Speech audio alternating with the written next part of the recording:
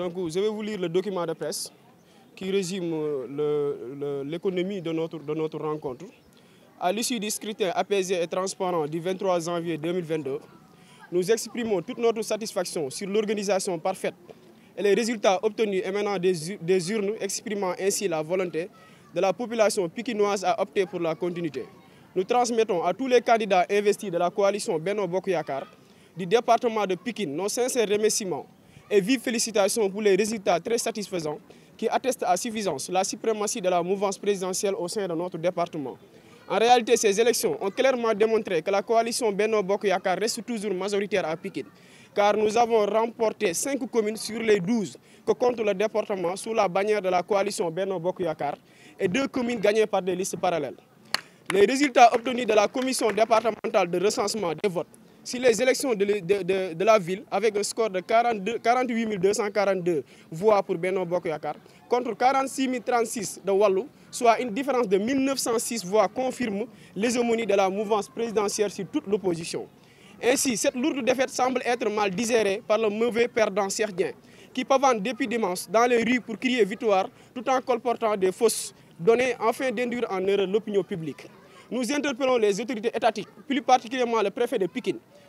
à prendre des décisions idoines et convenables pour rappeler à cet énergumène de Cheikh Dieng que le temps de la compétition est terminé et que désormais il lui faut une autorisation pour manifester. Nous alertons sur des éventuels affrontements qui pourraient se produire car nous excluons pas de lui tenir tête pour qu'il arrête ses enfantillages, cherchant juste à entasser cette belle victoire obtenue par notre coalition. Par ailleurs, nous rappelons au président de la République que Pikine, un bastion électoral, connu par tous, qui n'a jamais perdu d'élection depuis 2012, sauf la mise dans la région de Dakar, car étant le seul département remporté par la coalition Benno Bokk Yakaar. Sur ce, nous demandons solennellement à son Excellence, M. Macky Sall, plus de considération en renforçant le département de Pikine par une nomination de notre coordinateur départemental, Abdoulaye Timbo, à la tête d'un poste ministériel ou d'une direction générale. Nous saisissons l'occasion pour remercier vivement le président Macky Sall pour le choix judicieux sur les têtes de liste, confirmé par le verdict issu des urnes consacrant une belle victoire nette et sans bavure de la coalition dirigée par le maire Abdoulaye Timbo. Tous au travail pour le bénéfice exclusif des populations. Merci. waaye li waraloon ndaje bi tey mooy ci jamono ji ñu jógee fan yu néew danoo jóge ci ay élections muy ay élections yoo xam ne élection locale la woon. Yàlla dogal Benno Bokk Yakaar daal di am ndam dans le département de Pikine ñu ciy gërëm son excellence président Macky Sall di féliciter ñi nga xam ne sunu borom def nañu jàll ñu am ndam nekkaat maire ci seeni commune wala ñu tànn leen ñu doon maire te nekkuñ ko woon. Di encourager tey yokku ñaax ñi nga xam ne dañoo perte wax leen ne kuy wuti ji faw mu am ku perte faw mu am ku gagné yàlla dogal na ne ñoom perte nañ waaye yaafu suñu benn yoon te itam xeebuñu lu ñu def benn yoon ñu leen di encourager. Yàlla dogalit mu am ci ñun ñenn ñoo xam ne demewuñu woon Benno Bokk Yakaar waaye ci suñu parti lañ bokk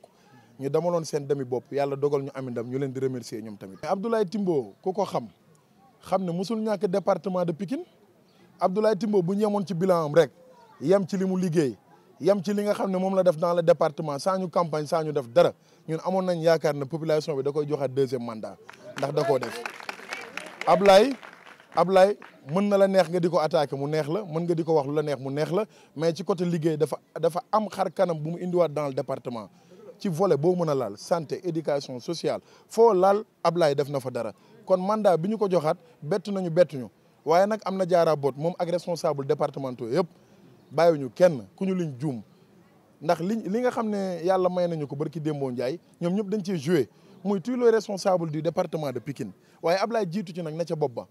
Ablaye yendalul fanaanulul nelawul tëddul ci lalam day xoolee nag ñun ba fajar dara warulu ko daf may wax ne du bëgg-bëgg sama jëmi bopp waaye bëgg-bëgg population bi ak askan wi waaye bëgg-bëgg président Macky Sall man ruus naa wala ragal naa demal président Macky Sall muy des ginnaaw ak cofeel gi ma am ci moom ak ngëm gi ma am ci moom kon Abdoulaye Timbo dañuy jàpp ne mooy patron région de Dakar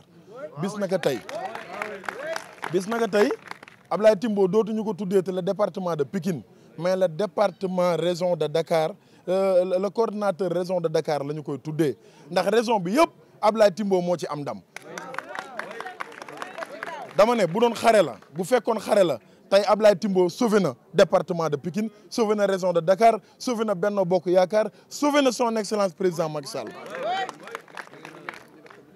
mais Ablaye Timbo il est ministrable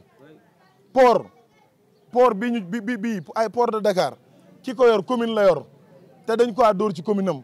merewuñu ko ci te xasuñu ko ci te jéebaanewuñu ko ndax sunu nawle la te ñoo bokk Benno Bokk Yaakaar commune la yor ñu gañe ko keneen ak keneen yor LONASE ñu gañe ko keneen ak keneen yor leneen ñu gañe ko Ablaye yorul dara département de Pikine la yor ak benn sagaru PCA xeebuñu ko mais dama ne PCA bi mu yor munu ci defaraat xar kanamu département bi ndax ndaw ñi dañ leen war a jël di leen recruter dugal leen ñuy am xëy di am gont te loolu pour mu am le king de la région de Dakar Abdoulaye Timbo dañ ko war a jox port wala poste ministériel. mais Cheikh Dieng dafa ñàkk fayda Cheikh Dieng dafa amul fulla nit nag bu fekkee da ngay dóor lu weex booy wax doo ko tey wax ju egg dafa ko moom koo xam ne xamul lum reeree xamul lum ndékkee bañ ko falee ba tey mairie ba guddi la fay liggéey suba teel kenn du ko gis day nelaw ndax yaramam day tàng Cheikh Dieng xamul boppam bu doon may Cheikh Dieng Modou Gueye le jeune maire le plus jeune maire dans le département de Pikine Modou Gueye l'homme fort du président Macky Sall borom jidda ba ko Modou Gueye jàppee làbbali ko dóor yu métti ci la xam ne Modou Gueye doomu Ablaye Timbo la Modou Gueye rek ko Ablaye Timbo la bu la Modou jàppee nag sa commune kàcciri la wëlbati la ba nga nooy war ngaa mën a may Ablaye Timbo jàmm te xam ne sa bàyyi la du sa morom. préfet dootu ko nangooti dootul nangooti Cheikh Dóor ay juin ba xamul fu muy taxaw nekk fi di ji fonto élection jàll na élection passé na Benno Bokk Yaakaar am na ndam Ablaye gagné na région de Dakar président kontaan na population Pikine kontaan nañ am na ndam. mais loolu sant yàlla la juróom-ñaari commune nga gagné ko juróomi commune la Benno Bokk Yaakaar gagné am ñaar ñoo xam ne ci ñun lañ bokk muy juróom-ñaari commune dañuy defaraat toogin bi te toogin bi duñ nax son excellence mënuñu ko defaraat ci ni ñuy doxee mënuñu ko defaraat te Pikine amul beneen xar kanamu Pikine nag mooy mu jël direction wala mu jël poste ministériel joxal ñu ko Ablaye Timbo poste plein nag ndax daan na fi dugal ay poste ministériel mais Ablaye mag poste yooyu port lañ ko bëggal wala LONASE mbaa AIBD wala poste ministériel. maa ngi gërëm sunu président d'honneur Cap Sur Banlieue Alaaji Doro Gueye ndax nag Doro daf noo jàppale Doro dafa sagal département de Pikine Doro daf ñoo sutural Doro daf ñoo sagal Doro daf may woo guddi mu ne ma Ibou ma ne ko naam mu ne ma Cap Sur Banlieue leen na ko tax a jug ma ne ko mooy lan mu ne ma Ablaye Timbo am ndam dans le département de Pikine Ibou ma ne ko naam mu ne ma social dinañ ci gën a taxaw ku xam askan wi xam ne lépp lu ñu waral ak ñoom ñu ngi koy def Doro mi ngi ci ordonnance yi Doro mi ngi ci location yi Doro mi ngi ci taxaw président Macky Sall mi ngi ci taxaw Ablaye Timbo Doro mi ngi ci ceeb yi Doro mi ngi ci diwlin yi Doro mi ngi ci maladie yi ñi nga xam dañoo tëdd seen kër feebar amul lu mu koy fëgg te du ko faj su ko saafara ne ma bu ñu xool fi mu bokk nañ ko def te yàlla tax waaye nañ gën a jàppale suñuy militant ndax Ablaye bu amee ndam maa ko am Cap Sur Banlieue nag mooy li nga xam ne moom le président reconnaître dans le département tey ñu gis fi suñuy naataangoo waa kër Cheikh Ahmed Tidiane taxaw ñu ngi nii sunu wet ki nga xam ne mooy Ahmed Diagne le grand responsable taxaw Soxna Bey taxaw Amina taxaw ñoom Bal taxaw Joxaane taxaw ñëpp taxaw dama ne am nañ ndam Cap Sur Banlieue am na ndam tous derrière le maire Ablaye Timbo futur maire futur directeur.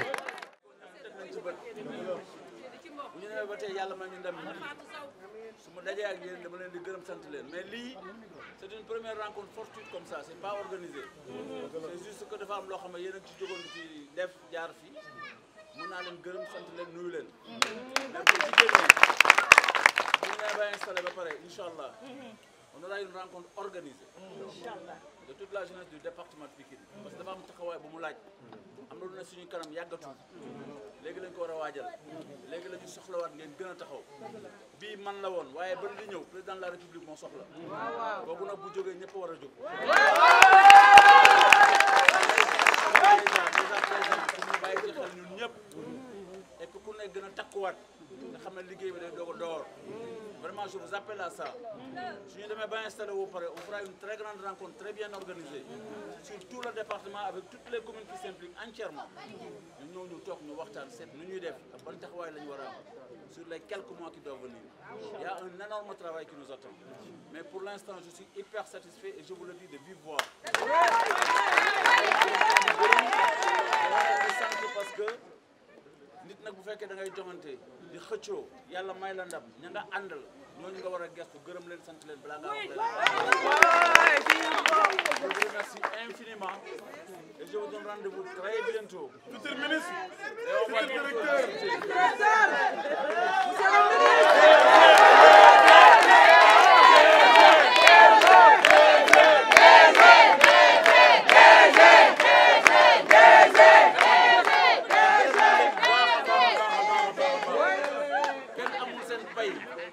sant rek la ñu mën a def mënuñu leen a fay lu doy li ngeen daj ak li ngeen def waaye bu ñu leen gisee mën nañ leen wax jaajëf sant nañ leen gërëm nañ leen su ma ko waxee nag waxuma ko ci sama tur man kese dama ko wax ci turu responsable département de Pikine bi yëpp waaye wax ko surtout ci turu ki nga xam ne mooy njiitu suñu lépp suñu parti ak suñu coalition le président il est très satisfait du département de Pikine gërëm naa leen di félicité ñëpp bugguma tudd tur yéen ñëpp laay gërëm yéen ñëpp laay sant képp ku ndaw Pikine vraiment ñoom ñëpp maa ngi leen di gërëm di leen sant bu baax a baax a baax a baax taxawaayu bu laay jarul na ko fi wax naa ñëpp di leen bët